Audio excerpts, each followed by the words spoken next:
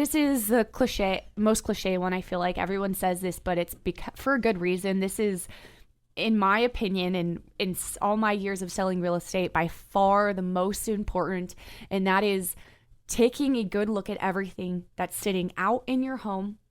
For us, it was an air fryer that, we never found room for in a kitchen cabinet, or vitamins that were sitting out on the counter, like a toy barn sitting in the corner and a toy horse in the living room, like things like that you just get so used to seeing it. You don't even notice it anymore.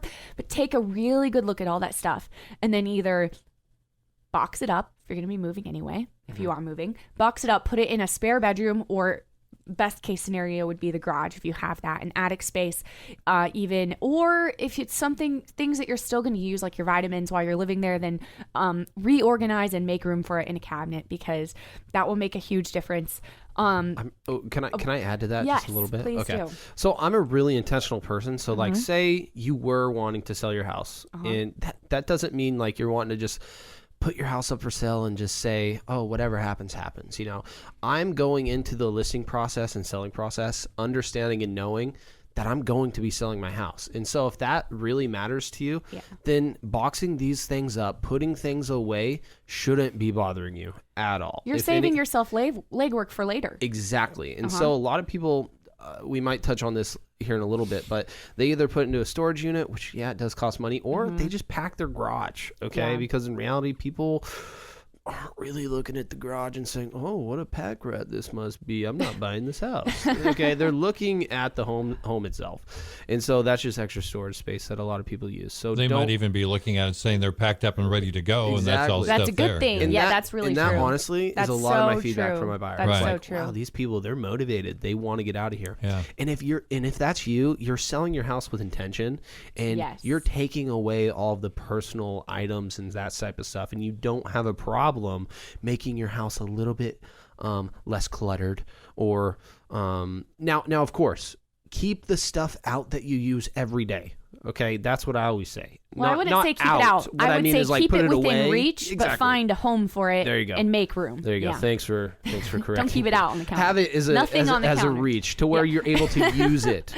And to go along with that, something I surprisingly get asked all the time from home sellers is they're concerned, or more like a comment, is that they're concerned that home buyers are going to be turned off by how cluttered their garage is. But that's actually, whenever we show houses, if the house is clean and looks organized, the garage is always filled to the rim with stuff, like filled completely. And I, as a realtor, I would way rather see your garage completely full and your house look nice and tidy and organized and decluttered than quick tip for your garage though. Otherwise. Make sure your hot water heater is in access and reach. Make sure your attic space is in access and reach, and your electrical panel box is in access and reach for when you're in that inspection period. Because all three of those need to be inspected, and they need to have the ability to access.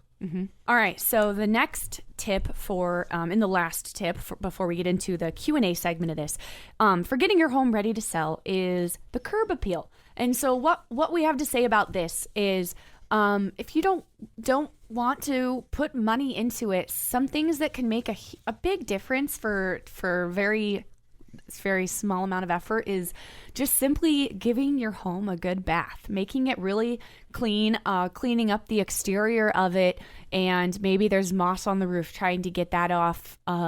Little things like cobwebs can come up on the outside of your home, and when we live there for so long, you don't even notice it anymore. So just taking a good look at it as a home buyer, getting it nice and spick and span, perfectly clean, is going to go a long way and make a big difference. Just cleaning it up. Yep.